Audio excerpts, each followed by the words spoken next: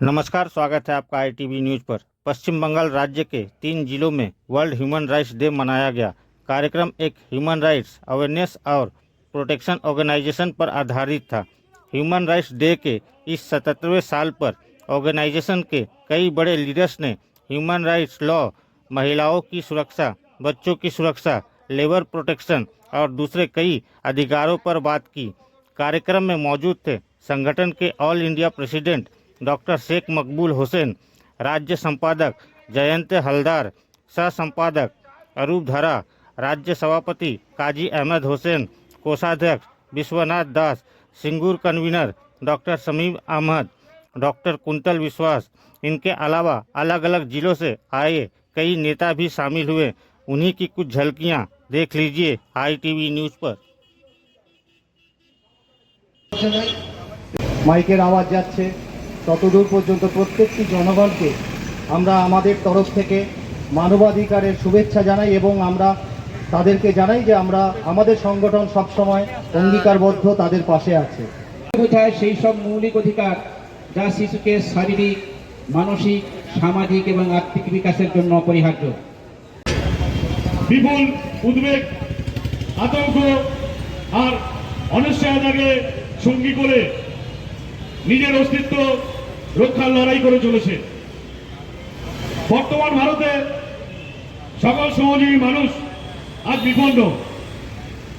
এই চরমতম পরিবেশে দাঁড়িয়ে দলমত নির্বিশেষে বিভিন্ন শ্রমিক সংগঠনগুলি এবং বিভিন্ন মানবাধিকার সংগঠনগুলি সব শ্রমিক ভাইদের স্বার্থ রক্ষা করার জন্য প্রত্যক্ষভাবে লড়াইয়ের ময়দানে অবতীর্ণ হয়েছে ও সক্রিয়তা আগের থেকে অনেক বেশি এখন চোখে পড়ে।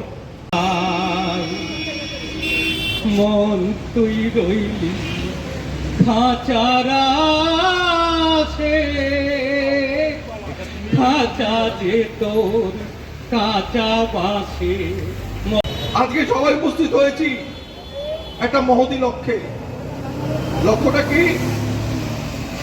আমাদের সংগঠনের পক্ষ থেকে মানুষকে সচেতন করা, মানুষকে সংঘবদ্ধ করা, যাতে কোনোভাবে মানবাধিকার লঙ্ঘন না হয়।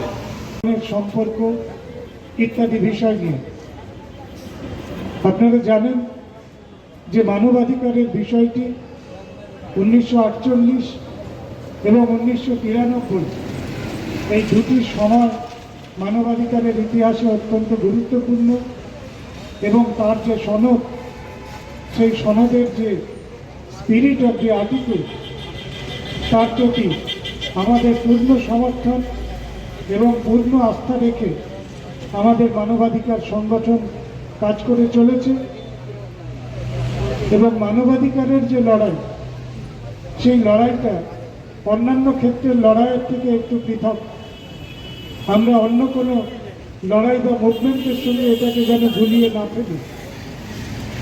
এটার একটা আইনি পরিসর আছে, যেটা আইনের বিষয় সেটা আইন দেখবে, যেটা প্রশাসনের বিষয়, শৃঙ্খলার বিষয় তারা দেখবে, যেটা রাজনীতিক বিষয় তারা দেখবেন, কিন্তু বিশেষ করে যেটা মানবাধিকার সংগঠনের মানবাধিকারের উল্লঙ্ঘন, সেই জায়গায় আমাদের কথা বলার জায়গা।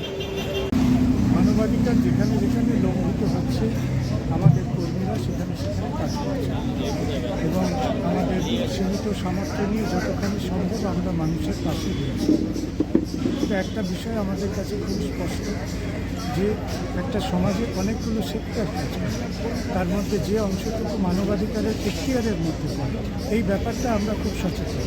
কারণ মানবাধিকারের নাম করে যে কোনো লড়াইয়ে ঝাঁপিয়ে পড়াটা কিন্তু কোনো পরিণতির লক্ষ্য নয়। বিচার বিভাগের যেমন ক্ষেত্র আছে, পলিটিক্সের যেমন ক্ষেত্র আছে, শিক্ষার যেমন ক্ষেত্র আছে, মানবাধিকারেরও ক্ষেত্র আছে। কারণ আমাদের সংগঠনের নাম দেখবে হিউম্যান রাইটস অ্যাওয়ারনেস, ফলে এই অ্যাওয়ারনেসটা আমাদের মধ্যে আছে। তার মধ্যে যেগুলো ক্লিন মানবাধিকারের দেশ, সেই সমস্ত দেশে আমরা ঝাঁপিয়ে পড়েছি এবং সেগুলোকে আমরা জয় করেছি। ধন্যবাদ। আমরা একটাই বার্তা দিতে চাই, যেটা আমাদের নেতৃত্ব এবং আমাদের যারা সহযোগী কর্মী, সহযোদ্ধা যারা এসছেন বিভিন্ন জেলা এবং রাজ্যের বিভিন্ন প্রান্ত থেকে, তাদের কাছে এই বার্তাই একটা আমরা দিতে চাই যে আমরা মানুষের পাশে আছি। আজকে স্বাধীনতা ৭৭ বছর পার হয়ে যাওয়ার পরেও আমরা দেখতে পাচ্ছি মানুষের বঞ্চনার শেষ নেই, তাদের বিভিন্ন ক্ষেত্রে তাদের মানবাধিকার লঙ্ঘিত হচ্ছে।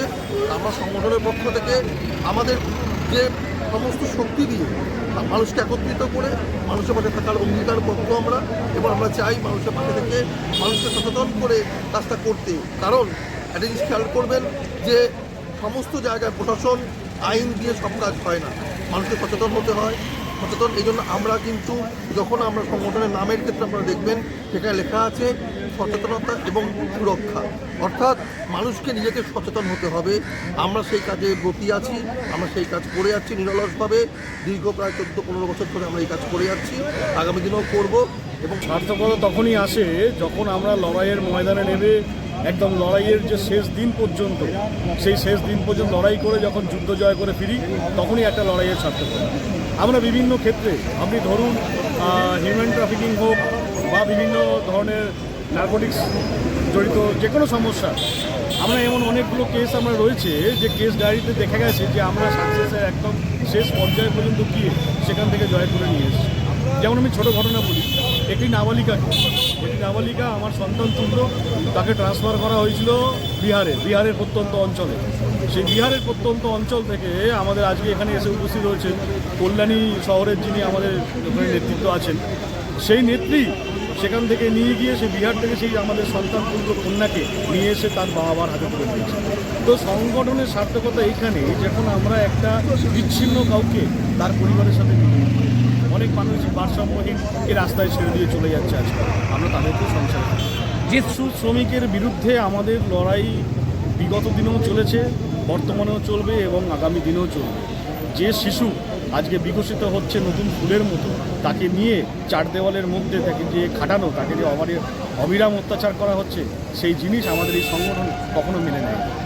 আমরা দেখেছি আমাদের একটি শিশু শ্রমিক এই শ্যামবাজার অঞ্চলে, আমি নাম বলবো না, তাকে একটি চপের দোকানে অত্যন্ত অমানবিকভাবে পরিশ্রম করানো হতো এবং রাত্রিবেলা তাকে আধেক দিন খাওয়া দেওয়া হতো। সেখান থেকে কিন্তু আমাদের সংগঠন তাকে উদ্ধার করেছে এবং তাকে একটি বিদ্যালয়ে ভর্তি করেছে। সেখানে সে মিড ডে মিল পাচ্ছে এবং সে খাওয়া দাওয়া পাচ্ছে, ইভেনলি সে পোশাক আশাক পর্যন্ত পাচ্ছে। ধন্যবাদ।